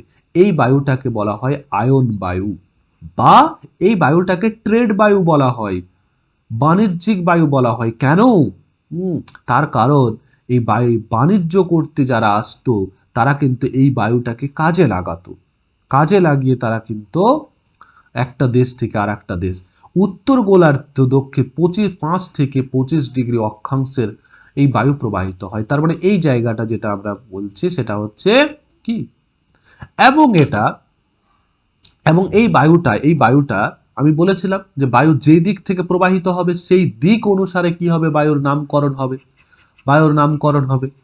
তো এই জিনিসটা ভালো করে একটু লক্ষ্য করো। তার মানে দুটো, তার মানে আমার এই কর্কটীয় অঞ্চল থেকে বায়ু নিরক্ষীয় অঞ্চলের দিকে নেমে আসছে, এবং দেখো এটা আছে উত্তর গোলার্ধ, এটা হচ্ছে উত্তর গোলার্ধ, এটা উত্তর গোলার্ধ, নর্থ। তাহলে উত্তর গোলার্ধ বায়ুটা কি সোজাসুজি আসছে, সোজাসুজি আসতে পারবে না। আমরা কিছুক্ষণ আগেই পড়লাম যে ফেরেলের সূত্র অনুসারে সেটা কখনো সম্ভব নয়, কোরিওলিস ফোর্স কাজ করবে। তার জন্য সেটা দেখো পূর্ব দিকে বেঁকে যাচ্ছে, পূর্ব দিকে বেঁকে যাচ্ছে। তাহলে বায়ুটার নাম কি হবে, উত্তর পূর্ব, বায়ুটার নাম হয়ে যাচ্ছে, উত্তর দিক থেকে আসছে এবং পূর্ব দিকে বেঁকে যাচ্ছে বলে ওটা উত্তর পূর্ব আয়ন বায়ু। ঠিক একই রকম ভাবে মকরীয় উচ্চচাপ যে বলয়, সেখান থেকেও তো বায়ুটা বেঁকে যাবে, তখন সেটাকে আমরা বলবো উত্তর পূর্ব, যেমন বললাম সেটাকে দক্ষিণ পূর্ব আয়ন বায়ু বলবো। তাহলে এখানে যে কোয়েশ্চেন মার্কের জায়গাটাতে কি হবে, তাহলে দক্ষিণ পূর্ব আয়ন বায়ু হবে। তাহলে উত্তর গোলার্ধে আয়ন বায়ু কর্কটীয় উচ্চচাপ অঞ্চল থেকে নিরক্ষীয় নিম্নচাপ অঞ্চলের দিকে সোজা প্রবাহিত না হয়ে ফেরেলের সূত্র অনুসারে উত্তর পূর্ব আয়ন বায়ু। তাহলে কাকে বললো উত্তর পূর্ব, আর দক্ষিণ পূর্ব আয়ন বায়ু কাকে বলে সেটা আমি কিন্তু বলে দিয়েছি, দিকে প্রবাহিত হয়। হ্যাঁ, দক্ষিণ গোলার্ধে এই বায়ুটা কি নামে পরিচিত, দক্ষিণ পূর্ব আয়ন বায়ু নামে পরিচিত। ক্লিয়ার হয়ে গেল তাহলে দু রকমের এটা। উত্তর গোলার্ধে আরো কয়েকটা জিনিস দেখো, স্থলভাগ বেশি থাকায় পাহাড় পর্বত ঘরবাড়ি গাছপালা বাধা পেয়ে আয়ন বায়ুর গতিবেগ কমে যায়, ঘন্টায় প্রায় 16 কিলোমিটার বেগে এই বায়ু প্রবাহিত হয়। আর দক্ষিণ গোলার্ধে স্থ জলভাগ বেশি, তার মানে ঘর্ষণ লাগার কোনো চান্স নেই, ঘর্ষণ লাগার কোনো চান্স নেই। আর ঘর্ষণ লাগার যদি কোনো রকম চান্স না থাকে, তাই এই গোলার্ধে বায়ুর গতিবেগ কত 22 থেকে 23 কিলোমিটার। এটাও কিন্তু ভালো করে মনে রাখবে যে উত্তর গোলার্ধে, তার মানে উত্তর পূর্ব আয়ন বায়ুর গতিবেগ কত 16 কিলোমিটার, আর দক্ষিণ পূর্ব আয়ন বায়ুর গতিবেগ কত 22 থেকে 30 কিলোমিটার। এবং আয়ন বায়ুর আরো একটি নাম রয়েছে, সেটাকে আমি বাণিজ্যিক বায়ু বলা হয়। হ্যাঁ, কেন বলা হয়? যে পালতোলা যে জাহাজ এই বায়ু দ্বারাই নির্দিষ্ট গতিপথে বাণিজ্য যাত্রী নিয়ে তারা কিন্তু একটা দেশ থেকে আর একটা দেশে কি করতো, বাণিজ্য করতে যেত। তারপরে ক্রান্তীয় অঞ্চলে মহাদেশের পশ্চিম দিকে পৃথিবীর অধিকাংশ মরুভূমির সৃষ্টি হয়েছে কেন? ক্রান্তীয় অঞ্চলে বলছে মহাদেশের পশ্চিম দিকে, বলছে দুই গোলার্ধে ক্রান্তীয় অঞ্চলের কম উষ্ণ স্থান থেকে তুলনায় বেশি উষ্ণ নিরক্ষীয় অঞ্চলের দিকে আয়ন বায়ু প্রবাহিত হওয়ার এর উষ্ণতা বেড়ে যায়। তার মানে বুঝতে পারছো, কম উষ্ণ স্থান থেকে, তাহলে দুই গোলার্ধে, আমি সেটা কর্কটীয় অঞ্চল বলি বা মকরীয় অঞ্চল বলি, সেখানে তো উষ্ণতা কম, সেখান থেকে বেশি উষ্ণ নিরক্ষীয় অঞ্চলের দিকে কি হচ্ছে, আয়ন বায়ু প্রবাহিত হচ্ছে। জলীয় বাষ্প ধারণের ক্ষমতা কি হচ্ছে, বেড়ে যাচ্ছে। অবশ্যই যে বায়ুটার, যখন কর্কটীয় অঞ্চলে বায়ুটা ছিল তখন তো এর জলীয় বাষ্প ধারণ ক্ষমতা বেশি ছিল না, ফলে এই বায়ু মহাদেশের পূর্ব উপকূলে বৃষ্টিপাত ঘটালেও পশ্চিমাংশে একেবারেই বৃষ্টিপাত ঘটে না। বৃষ্টিপাত ঘটে না, বুঝতে পারছো, পশ্চিমাংশে ঘটবে না। মহাদেশের পশ্চিমাংশে অধিকাংশ উষ্ণ মরুভূমি, যেমন আফ্রিকা। আমি যদি দেখি, তুমি দেখবে ভালো করে, এখানে ভালো করে লক্ষ্য করো, বায়ুটা কোন দিকে যাচ্ছে, বায়ুটা এই দিকে যাচ্ছে, বায়ুটা এই দিকে যাচ্ছে, বায়ুটা কখনো এই দিকে আসছে। তার মানে এই দিকের যে দেশগুলো এখানে কিন্তু মরুভূমির সৃষ্টি হবে, কারণ সেখানে বৃষ্টিপাত হবে না। ওকে, সেখানে মরুভূমির সৃষ্টি হচ্ছে। তারপরে দক্ষিণ, এরা উত্তর গোলার্ধে অবস্থিত, যেমন আফ্রিকার সাহারা উত্তর গোলার্ধে অবস্থিত। দক্ষিণ আফ্রিকার কালাহারি, এগুলো সবগুলো কিন্তু পশ্চিম দিকে অবস্থিত। দেখো, পশ্চিম দিকে মরুভূমি এই কারণটার জন্য সৃষ্টি হয়েছে। এবার আরো একটি ফুল ফর্ম তোমরা দেখে যাবে, পরীক্ষায় আসে, ITCZ, inter tropical convergence zone. Inter tropical convergence zone, তার মানে উত্তর পূর্ব আর দক্ষিণ পূর্ব দু রকমের আমি আয়ন বায়ুর কথা বললাম।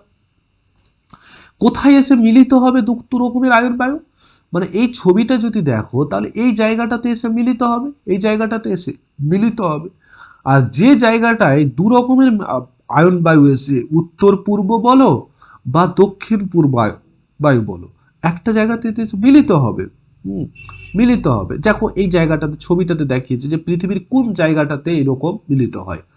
তুমি দেখো এই আটলান্টিক মহাসাগরের এই জায়গাটা দেখতে পাচ্ছ, যে এই জায়গাটাতে এদিক থেকে বায়ুটা আসছে আর এদিক থেকে বায়ুটা আসছে। তাহলে দু রকমের বায়ু এসে এখানকার যে জল রয়েছে কি হবে, এই স্থানটাই হচ্ছে আমাদের আন্তঃক্রান্তীয় অভিসরণ অঞ্চল বা ইন্টার ট্রপিক্যাল কনভারজেন্স জোন। তিনটি অংশ জুড়ে এই নিরক্ষীয় শান্ত বলয় সবচেয়ে বড় অংশটি ভারত মহাসাগর থেকে প্রশান্ত মহাসাগর পর্যন্ত বিস্তৃত, আফ্রিকার পশ্চিম আটলান্টিক মহাসাগরে। তাহলে কোথায় এই জায়গাটি বিরাজ করছে সেটা বলেছে, তাহলে এটা পড়ে নেবে। তাহলে উত্তর পূর্ব আর দক্ষিণ পূর্ব বায়ু যেখানে মিলিত হচ্ছে সেটাকেই বলছে ইন্টার ট্রপিক্যাল কনভারজেন্স জোন। হয়েছে। এবার পশ্চিমা বায়ুতে চলে আসি, যে পশ্চিমা বায়ুটা কি। তার মানে কর্কটীয় অঞ্চল থেকে বায়ু নিরক্ষীয় অঞ্চলের দিকে আসলো, এই দিকে বায়ু আসলো, আর এখান থেকে এই দিকে বায়ু গেল, ভালো কথা। এবার ভাবো পশ্চিমা বায়ুর ক্ষেত্রে কি রকম হয়। বলছে কর্কটীয় মকরীয়, এখানে তো উচ্চচাপ বিরাজ করছে, সুমেরুবৃত্ত কুমেরুবৃত্ত প্রদেশীয় নিম্নচাপ বলয়ের দিকে প্রবাহিত যে বায়ু হয়, কিছুটা বায়ু কিন্তু এখানেও তো উচ্চচাপ বিরাজ করছে, এই জায়গাটাতে নিম্নচাপ বিরাজ করছে, কেন এটা উচ্চচাপ বিরাজ করছে, বায়ু দুদিকেই যাবে। তো সেই কি হবে, বায়ুটা যাবে, সে কোথায় যাবে, সুমেরুবৃত্ত প্রদেশীয় নিম্নচাপ অঞ্চলের দিকে যাবে সে বায়ুটা। যাওয়ার সময় এই বায়ুটাকে আমরা পশ্চিমা বায়ু বলছি। এবার উত্তর গোলার্ধে যখন বায়ুটা যাচ্ছে তখন সেটা হচ্ছে, যেহেতু আমি দিক থেকে বলছি, হুম, এটা তার মানে দেখো, এই দিক থেকে যখন এই দিকে আসছিল তখন এটা উত্তরে অবস্থান করছিল, কিন্তু এখন এই দিক থেকে তো এই দিকে যাচ্ছে, তার মানে এই দিকটা উত্তর নর্থ, আর এই দিকটা হচ্ছে আমার সাউথ। আর বায়ুটা যেহেতু এই দিক থেকে যাচ্ছে, তাহলে নামকরণটা এই দিক থেকে হবে দক্ষিণ। এবং বায়ুটার গতিবেগ দেখো, তীর চিহ্নটা কোন দিকে, পশ্চিম দিকে, এটা এটা তো পশ্চিম, এটা তো হচ্ছে ওয়েস্ট, এটা তো হচ্ছে ইস্ট, তার মানে এই বায়ুটার নাম হয়ে গেল দক্ষিণ পশ্চিম পূর্ব। আর এই দিকটা কি হবে, এখানে যখন আসবো তখন আমরা কি চলে আসবো, নামটা তখন কি দেব, তখন কিন্তু আমাদের নাম হবে হুম, যেমন আমি এখানে উত্তর পশ্চিম মৌসুমী বায়ু বললাম, তখন এটা উত্তর হয়ে যাবে উত্তর পশ্চিম মৌসুমী বায়ু। তাহলে এখানে এই কোশ্চেন মার্কের জায়গাটাতে কি হবে, দক্ষিণ পশ্চিম নয়, উত্তর পশ্চিম পশ্চিমা বায়ু। ক্লিয়ার হলো? তাহলে দু রকমের বায়ু আমরা পশ্চিমা বায়ু দেখলাম। তাহলে ক রকমের, একটা বায়ু হচ্ছে দক্ষিণ পশ্চিম, উত্তর গোলার্ধে যেটা প্রবাহিত হচ্ছে সেটা দক্ষিণ পশ্চিম। কেন প্রবাহিত হলো বলে দিলাম আমি, যে নামটা কেন হলো দক্ষিণ পশ্চিম। আর এটা বললাম যে এই দিকে যখন দেখো, তাহলে এটা হচ্ছে নর্থ, মানে এইটুকুর সাপেক্ষে ভাবো, আর এটা হচ্ছে সাউথ। তার মানে আমি উত্তর দিক থেকে যেহেতু বায়ুটা আসছে, তাই হয়ে গেল উত্তর। আর কোন দিকে প্রবাহিত হচ্ছে, ডিরেকশনটা পশ্চিম দিকে আছে, তাই হচ্ছে দক্ষিণ পশ্চিম পশ্চিমা বায়ু। হলো? চলাচল করার এই বায়ুর নাম পশ্চিমা বায়ু। সাধারণত এই বায়ু আয়ন বায়ুর তুলনায় কিছুটা অনিয়মিত। কেন, অতটা এইদিকে যাবে না যতটা, কিন্তু এখানে নিম্নচাপ যতটা রয়েছে, এখানে কি ততটা নিম্নচাপ রয়েছে? নয়, ততটা নিম্নচাপ নেই। উত্তর দক্ষিণ গোলার্ধে 35 থেকে 60 ডিগ্রি অক্ষরেখার মধ্যে, মানে এই জায়গাটার মধ্যে বিরাজ করে। এবং এই জায়গাটার মধ্যে বিরাজ করে এই বায়ুগুলো। ক্লিয়ার? উত্তর গোলার্ধে বায়ু কর্কটীয় উচ্চচাপ বলয় থেকে সুমেরুবৃত্ত প্রদেশে নিম্নচাপ বলয়ের দিকে প্রবাহিত হওয়ার সময় ফেরেলের সূত্র অনুসারে ওই যে ডান দিকে বেঁকে যাবে, এবং দক্ষিণ পশ্চিম মৌসুমী বায়ু, এবং দক্ষিণ গোলার্ধে সেটা কি হবে, হ্যাঁ, ভূমিরবৃত্ত অনুসারে গোলার্ধের তুলনায় কি হবে, উত্তর গোলার্ধে পশ্চিম বায়ুর গতিবেগ দক্ষিণ গোলার্ধের তুলনায় কি হবে, কম হবে। কেন, উত্তর গোলার্ধে কি আছে, পাহাড় পর্বত বেশি, পাহাড় পর্বত বেশি। এই যে দেখো কি নামে পরিচিত, কি নামে পরিচিত এক্ষুনি বললাম আমি, উত্তর পশ্চিম পশ্চিমা বায়ু নামে পরিচিত। গতিবেগটা বেশি হয় কেন, গতিবেগটা এখানে জলে ভাগ বেশি, আমাদের দক্ষিণ গোলার্ধে জলের ভাগ বেশি, তাই। হয়ে গেল উত্তরগুলো। এবার দেখো, পশ্চিমা বায়ুর প্রবাহ পথে মহাদেশের পূর্ব এবং মধ্য অংশে পৃথিবীর নাতিশীতোষ্ণ তৃণভূমির সৃষ্টি হয়েছে। নাতিশীতোষ্ণ তৃণভূমির সৃষ্টি হয়েছে এই বায়ুর প্রভাবেই, কিন্তু পূর্ব দিকটাতে। কেন, এই বায়ুটা, এই পশ্চিমা বায়ুর প্রবাহটা কোনটা, পশ্চিম দিকে, পশ্চিম দিকে। বলছে শীতকালে জলভাগ স্থলভাগের তুলনায় এই একটা ঘটনা রয়েছে, ভালো করে দেখো, এর উত্তরটা এখানে দিয়েছে যে কি কি, দেখো, শীতকালে জলভাগ স্থলভাগের তুলনায় বেশি উষ্ণ থাকে, বেশি উষ্ণ থাকে শীতকালে। কেন, সারা বছর ধরে যে তাপটা গ্রহণ করে, সেই তাপটা গ্রহণ করার ফলে জল কিন্তু অনেক বেশি তাপ গ্রহণ করতে পারে, কিন্তু জল কিন্তু তাড়াতাড়ি তাপটা ছেড়ে দেয় না। ফলে জলভাগ কিন্তু স্থলভাগের তুলনায় কিন্তু শীতকালে উষ্ণ থাকে। স্থলভাগ কিন্তু সহজে ঠান্ডা, স্থলভাগের তাপ ধরে রাখার ক্ষমতা নেই, জলভাগের কিন্তু সেটা আছে। এই জলীয় বাষ্পপূর্ণ পশ্চিমা বায়ু পশ্চিম থেকে পূর্বে প্রবাহের সময় মহাদেশের পশ্চিমাংশে যথেষ্ট পরিমাণে বৃষ্টিপাত হয়।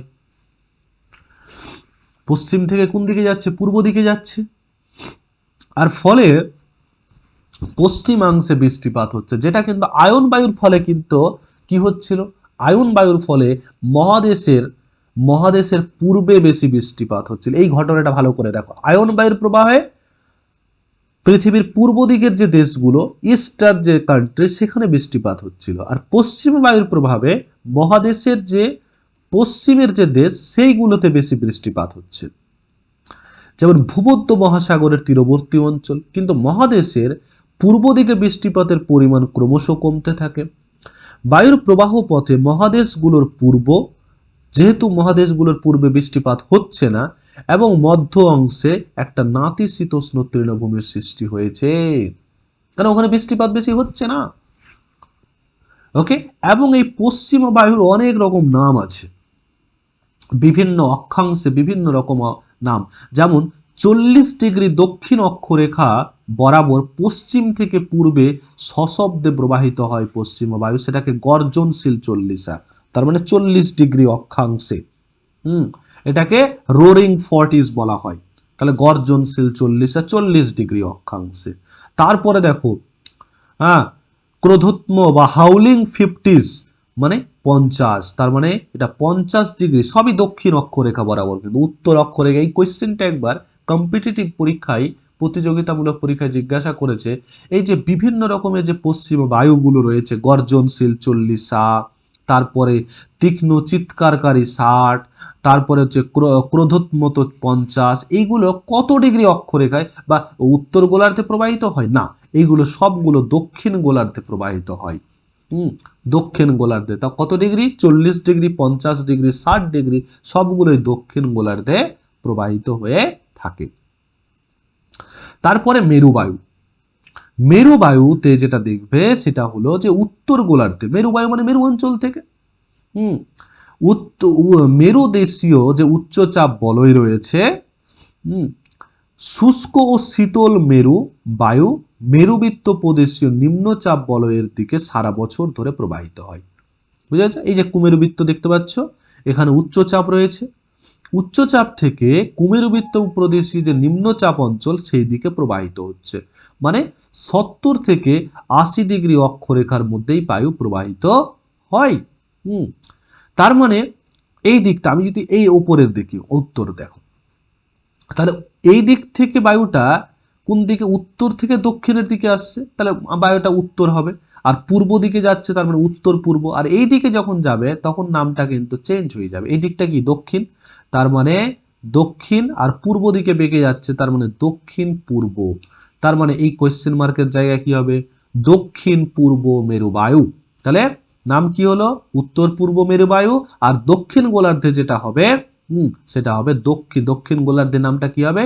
দক্ষিণ পূর্ব মেরুবায়ু নামে পরিচিত হবে। দুই গোলার্ধে মেরুবৃত্তীয় অঞ্চলের মাঝে তুষার ঝড় হয়, জানো? এই জায়গাটাতে তুষার ঝড় হয়ে থাকে। তাহলে 70 থেকে 80 ডিগ্রি অক্ষাংশের মধ্যে এই ঝড়টা প্রবাহিত হয়। কি নামে পরিচিত?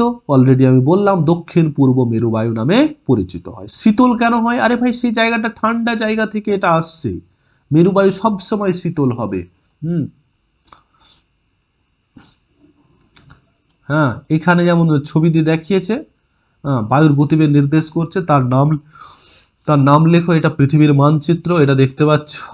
হ্যাঁ, এটা আয়ন বায়ুর কথা বলছে, এটা পশ্চিমা বায়ুর কথা বলছে।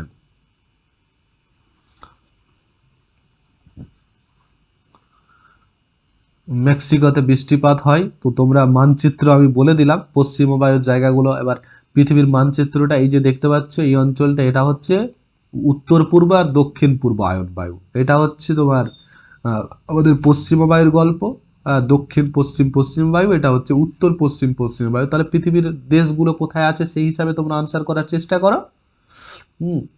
এখানে আর একটা জিনিস, এই যে উত্তর গোলার্ধে পশ্চিম বায়ুর নাম কি হবে? দক্ষিণ গোলার্ধে, যেটা আমি কিন্তু তোমাদের পড়ানোর সময় বলে দিয়েছি। উত্তর গোলার্ধে উত্তর পূর্ব, দক্ষিণ পূর্ব আয়ন বায়ু। এটা তখন নাম হয়ে যাবে উত্তর গোলার্ধে, যেটা হবে উত্তর গোলার্ধে হবে দক্ষিণ পশ্চিম পশ্চিম বায়ু, এটা হবে উত্তর গোলার্ধে।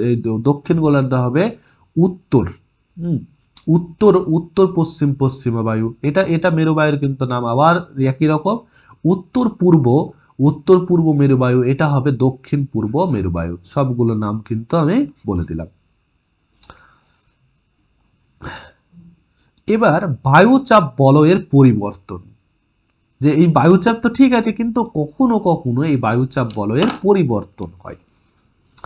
হ্যাঁ, বায়ুচাপ বলয়ের কি হয়? পরিবর্তন হয়। কখন এই বায়ুচাপ বলয়ের? হ্যাঁ, তো জলবিষুব মহাবিষুবের দিন, জলবিষুব এবং মহাবিষুবের দিন। তো বায়ুচাপ বলয়গুলো নিজের অবস্থানে থাকে। সূর্যের উত্তরায়ণ এবং দক্ষিণায়নের সময় নিয়ত বায়ুগুলো, মানে নিয়ত বায়ু মানে হচ্ছে আমাদের তিনটা বায়ু, সেটা আয়ন বায়ু, পশ্চিম বায়ু এবং মেরু বায়ু। নিয়ত বায়ুচাপগুলো 5 থেকে 10 ডিগ্রি অক্ষরেখা পর্যন্ত উত্তর দক্ষিণ দিকে সরে যায়। একে বলে বায়ুচাপ বলয়ের অবস্থান পরিবর্তন। তার মানে কি হচ্ছে, সূর্যের যখন উত্তরায়ণ ঘটছে বা উত্তর দিকে যখন ঢলে যাচ্ছে বা দক্ষিণ দিকে যখন সূর্য ঢলে যাচ্ছে, তখন নিয়ত বায়ুচাপগুলো, নিয়ত যে বায়ুচাপগুলো অঞ্চলগুলো রয়েছে, সেটা কি হয়, যথাক্রমে উত্তর দক্ষিণে সরে যায়। একে বায়ুচাপ বলয়ের অবস্থান। যেমন কর্কট ক্রান্তির দিন কত, কর্কট ক্রান্তি কত, 21শে জুন, আর মকর ক্রান্তি হচ্ছে 22শে ডিসেম্বর। 22শে ডিসেম্বর সূর্যরশ্মি যথাক্রমে কর্কট ক্রান্তি রেখা ও মকর ক্রান্তি রেখায় লম্বভাবে পড়ছে। এটা তো স্বাভাবিক। হ্যাঁ, 21শে জুন আমাদের কর্কট ক্রান্তি রেখার উপর, 22শে ডিসেম্বর মকর ক্রান্তি। তাহলে পরিবর্তন দুই গোলার্ধে 30 থেকে 70 অক্ষরেখার মাঝের স্থানগুলোর জলবায়ুর উপর বিশেষ প্রভাব ফেলে। এই অঞ্চলগুলো গ্রীষ্মকালে আয়ন বায়ুর দ্বারা এবং শীতকালে পশ্চিমা বায়ুর দ্বারা কি হয়, প্রভাবিত হয়ে থাকে। অটোমেটিক্যালি যখন আমাদের উত্তরায়ণ দক্ষিণায়ন হবে তখন তো এই সমস্যাটা হবে। এই যে দেখতে পাচ্ছ, এই ছবিটা দেখতে পাচ্ছ 21শে জুন। 21শে জুন দেখো সূর্য উত্তর দিকে ঢুলে গেছে, উত্তর দিকে ঢুলে গেছে, তার মানে তোমার এখানে এখানে কি হবে, বায়ুচাপ বলয়টা তো পরিবর্তন হবে, বায়ুচাপ বলয়টা তো সরে যাবে, 5 থেকে 10 ডিগ্রি দেখো সরে যাচ্ছে। 5 থেকে 10 ডিগ্রি উপরের দিকে সরে যাচ্ছে। একই রকম ভাবে তুমি 22শে ডিসেম্বর মকর ক্রান্তির দিন দেখো, সূর্য কোন দিকে, সূর্য চলে আসছে মকর ক্রান্তি রেখার উপর লম্বভাবে পড়ছে, মকর ক্রান্তি রেখার উপর লম্বভাবে পড়ছে। মকর ক্রান্তি। আর এমনি সময় তো আছে, এমনি সময় যেটা অবস্থান করছে যে 21শে মার্চ এবং 23শে সেপ্টেম্বর, এই দুটো দিন আমাদের জলবিষুব এবং মহাবিষুব।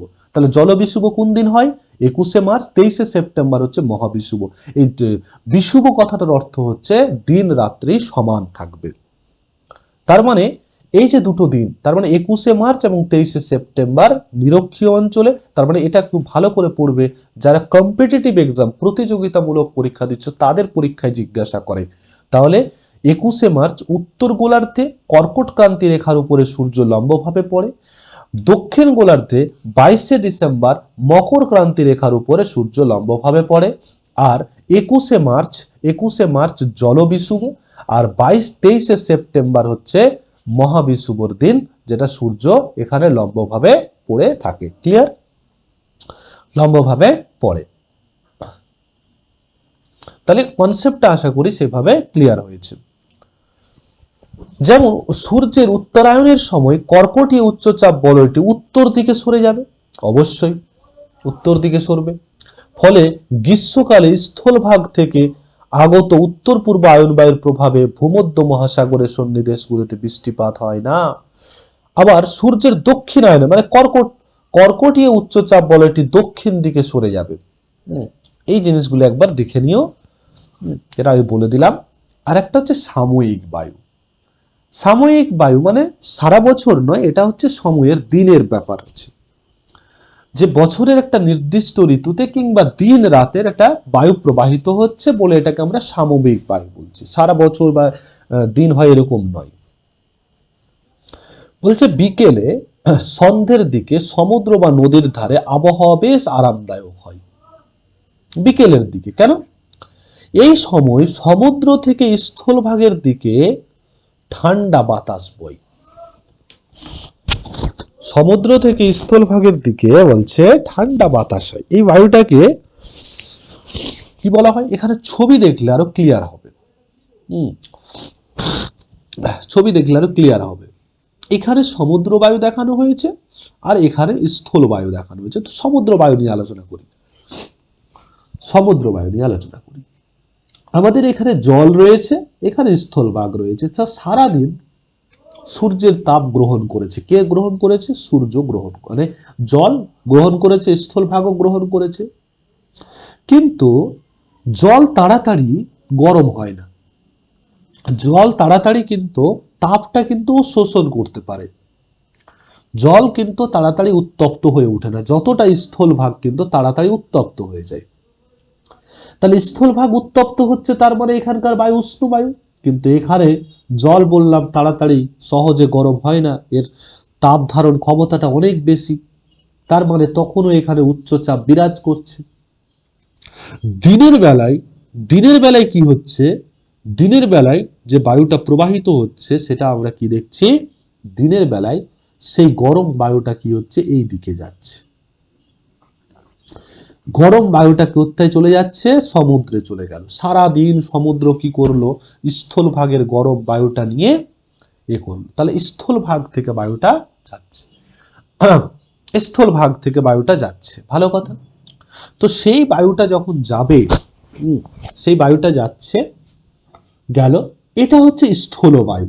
তার মানে দিনের বেলায় যে বায়ুটা গেল সেটা হচ্ছে কি, স্থূল বায়ু। তার মানে এই বায়ুটা স্থূল ভাগ থেকে যাচ্ছে বলে স্থূল ভাগ। যে আমি বলে দিয়েছি যে বায়ু যে দিক থেকে প্রবাহিত হবে সেই দিক অনুসারে বায়ুর নামকরণ হবে। সারাদিন তাপ গ্রহণ করার পরে সমুদ্রের জল এবার গরম হবে রাত্রে বেলায়, সূর্য ডোবার পরে। সূর্য ডোবার পরে কি হয়েছে, সূর্য ডোবার পরে সঙ্গে সঙ্গে সূর্যের আর তো তাপ পাচ্ছে না, ফলে স্থল ভাগ কি করেছে, সারাদিন যা গরম হয়েছিল সব তাপ তো সমুদ্রকে দিয়ে দিয়েছে। এবার সারাদিন সমুদ্র নিজেও তাপ পেয়েছে সূর্যের কাছ থেকে, প্লাস হচ্ছে স্থল ভাগ থেকে আসা বায়ু। এই দুটো বায়ু কি করছে, এই দুটো বায়ু এবার জলভাগকে গরম করেছে। রাতের বেলায় এই জল কি করছে, এই গরম হাওয়াটাকে কি করছে, স্থলভাগ তো তাড়াতাড়ি ঠান্ডা হয়ে পড়েছে। এবার এই ঠান্ডা হয়ে পড়েছে, ফলে এই গরম হাওয়াটা কোথায় যাচ্ছে, স্থলভাগের দিকে ছুটে যাচ্ছে। যেহেতু সমুদ্রের দিক থেকে সন্ধ্যার পরে এটা হচ্ছে, তাই এটাকে সমুদ্র বায়ু বলা হয়। আর স্থলভাগ থেকে যেটা হচ্ছে সেটাকে স্থল বায়ু বলা হয়। ক্লিয়ার? তাহলে স্থল বায়ু এবং সমুদ্র বায়ু কি বুঝে গেছি। বিশেষত্ব, দৈনন্দিন ঘটনা একটা, অবশ্যই সময়ের ব্যবধানে প্রবাহিত হচ্ছে। উপকূল থেকে প্রায় 150 কিমি অঞ্চলের মধ্যে এই বায়ুটা প্রবাহটা দেখা যায়। বায়ুটার প্রবাহ দেখা যায়। পার্থক্যের কারণে যেমন তেমনই দুটো বিপরীত ঋতুতে বায়ু, এটা তো দিন রাত্রে হলো, এটা তো দিনের, এটা তো দৈনিক তাপমাত্রা। কিন্তু যদি ঋতুর তাপমাত্রার পার্থক্য হয় তখন কিন্তু মৌসুমী বায়ুর সৃষ্টি হয়। যেমন গ্রীষ্মকালের দিন আর শীতকালের রাত, এই দু ঋতু পার্থক্যের যে ফলে এটা এই বায়ু, সমুদ্র বায়ু, হ্যাঁ, বৃহৎ মানে একই রকমই, জাস্ট তার একটা মানে মডিফাইড একটা বলতে পারো, তার একটা বড় রূপ, বড় রূপ। তো ভারতীয় উপমহাদেশ ও দক্ষিণ পূর্ব এশিয়ার কিছু অঞ্চলে, এই অঞ্চলগুলো ভারত মহাসাগরের উপকূলে অবস্থিত। গ্রীষ্মকালে মহাদেশের অভ্যন্তরে, তো গ্রীষ্মকালীন যে মৌসুমী বায়ু হয়, প্রবাহিত হয় আমাদের সমুদ্র থেকে আগত আর্দ্র বায়ু, এটা দেখো গ্রীষ্ম, এটা দেখো সমুদ্র থেকে আগত আর্দ্র বায়ু, এটা হচ্ছে গ্রীষ্ম মৌসুমী। শীত মৌসুমীতে দেখো স্থলভাগ থেকে আগত শুষ্ক বায়ু, স্থলভাগ থেকে, তখন এখানে ঠান্ডা, তখন এই স্থলভাগ থেকে কি হচ্ছে, সমুদ্রের দিকে আসছে, সমুদ্রের দিকে আসছে। তো এটা এসেই কিন্তু মৌসুমী বায়ু, শীতকালীন মৌসুমী বায়ু এবং গ্রীষ্মকালীন মৌসুমী বায়ু দুটো মিলে কিন্তু শীতকালীন যে মৌসুমী বায়ুর প্রভাবে বৃষ্টি প্রায় হয় না কেন, আর মৌসুমী বায়ু স্বাভাবিক বায়ু কেন, একটা নির্দিষ্ট সময় ধরে, একটা বছরের একটা ঋতু। এখানে একটা জিনিস আছে, এই জিনিসটা খুব ভালো করে বুঝতে হবে। এই জিনিসটা খুব ভালো করে বুঝতে হবে, সেটা হচ্ছে এটা অ্যানাবেটিক বায়ু আর একটা হচ্ছে দেখো একটা ক্যাটাবেটিক বায়ু। অ্যানাবেটিক দেখো, অ্যানাবেটিক যে বায়ুটা বলছে দিনের বেলা সূর্যের তাপে পর্বতের ঢালের উপরে বায়ু যে পরিমাণ উষ্ণ হয়, উপত্যকার মাঝের অংশ বায়ু ততটা উষ্ণ হয় না। মানে বুঝতে পারলাম, সূর্যের তাপে পর্বতের যে ঢাল দেখতে পাচ্ছ এর উপরের বায়ুটা কি হয়, উষ্ণ হয়। উপত্যকার মাঝের অংশ মানে এই অংশটার বায়ু কিন্তু ততটা উত্তপ্ত হয় না। ফলে এই উষ্ণ হালকা বায়ু পর্বতের ঢাল বরাবর নিচ থেকে উপরের দিকে উঠতে থাকে। তার মানে বোঝা গেছে যে দিনের বেলায় সূর্যের তাপে পর্বতের ঢালের ওপরের বায়ু যে পরিমাণ উষ্ণ হয়, উপত্যকার আমার এই পরিমাণ বায়ু উষ্ণ হচ্ছে, কিন্তু এখানকার মাঝে ততটা উষ্ণ হয় না। ফলে এই উষ্ণ হালকা বায়ু পর্বতের ঢাল বরাবর নিচ থেকে উপরের দিকে এই বায়ু হলো উপত্যকা বায়ু, যার আরেক নাম অ্যানাবেটিক বায়ু। ওকে, অ্যানাবেটিক বায়ু, তার মানে এইসব উপত্যকায় শীতল ও উচ্চচাপযুক্ত বায়ু অবস্থান করে। আবার রাত্রিবেলায় ঠিক উল্টো ঘটনাটা হয়। এটা তো দিনের বেলায়, তাহলে অ্যানাবেটিক বায়ু কোন সময় বইছে? দিনের বেলায় বইছে। দিনের বেলায় বইছে। কেন বইছে আমি বললাম যে এখানকার ঠান্ডা হচ্ছে, এখানকার গরম, তাহলে ঠান্ডা বায়ুগুলো আস্তে আস্তে এই ও চলে যাচ্ছে, আর এই এখানকার বায়ুগুলো রাত্রে বেলায় কি হচ্ছে, এই গরম হাওয়াটা নিচের দিকে নেমে আসবে। তখন এটাকে ক্যাটাবেটিক বায়ু বলা হয়। ক্লিয়ার হয়েছে? নিচের দিকে নামতে থাকবে।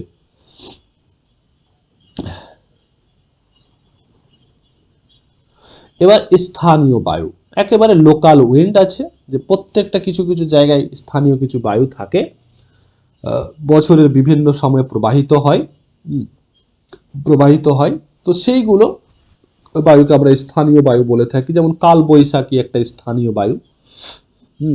তো ভারতে স্থানীয় বায়ু হলো যেমন লু প্রবাহিত হয়, আঁধি প্রবাহিত হয়।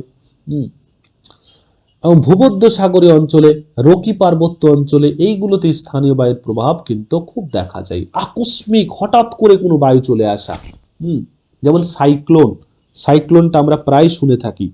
এই যে সাইক্লোনের কথা বলছি, সেই সাইক্লোন আমরা প্রায় শুনে থাকি। তাহলে সেই সাইক্লোনটা আসছে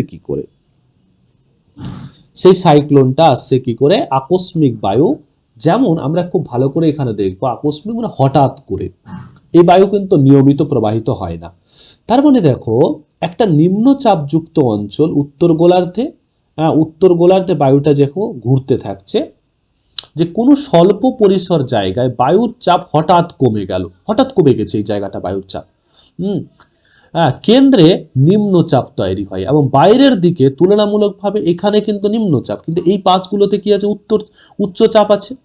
এই অবস্থায় উচ্চচাপ অঞ্চল থেকে বায়ু নিম্নচাপ কেন্দ্রের দিকে প্রবল গতিতে পাক খেতে খেতে ছুটে আসে। সবাই এখানে ছুটে এই জায়গাটা ভরাট করার জন্য ছুটে আসছে। এবং তখনই কি হয়? সাইক্লোনের উৎপত্তি হয়। উত্তর গোলার্ধে বায়ু ঘড়ির কাঁটার বিপরীতে, আর দক্ষিণ গোলার্ধে ঘড়ির কাঁটার দিকে প্রবাহিত হয়। এই দিকটাও, ডিরেকশনটাও খুব ভালো করে মনে রাখতে হবে।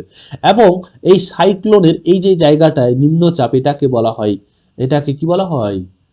সাইক্লোনের চোখ বলা হয়, চোখ। এখান থেকেই কিন্তু সাইক্লোনের উৎপত্তি করে। ঘূর্ণবর্তের প্রবাহের গতিবেগ বেড়ে ঘন্টায় 160 কিলোমিটার পর্যন্ত হয়। ক্রান্তীয় নাতিশীতোষ্ণ অঞ্চলে ঘূর্ণবাত সৃষ্টি দেখা যায়।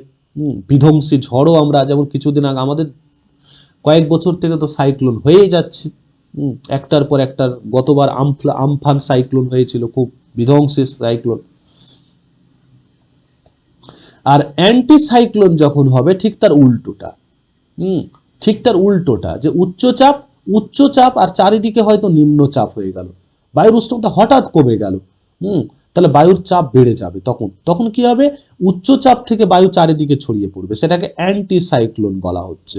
ক্লিয়ার? অ্যান্টি সাইক্লোন বলা হবে। এখানে কতগুলো ছবি দিয়েছে দেখো, কালবৈশাখীর ছবি, এগুলো হচ্ছে লোকাল তো এটা ছিল এই চ্যাপ্টারে তোমরা বোঝানোর চেষ্টা করেছি ঠিকঠাকভাবে। এবার তোমাদের কেমন লেগেছে তোমরা বলবে, যে তোমরা বুঝতে পেরেছো কিনা, তোমাদের জন্যই করা। সুতরাং তোমরা অবশ্যই কমেন্ট বক্সে জানিও যে তোমাদের কেমন লেগেছে, বা কোন জায়গাটা তোমরা বুঝতে পারোনি সেটা আমাকে জানিও। আমি সেইভাবে তোমাদের আবার যদি কোনো পোর্শন বোঝানোর থাকে আমি অবশ্যই বোঝাবো।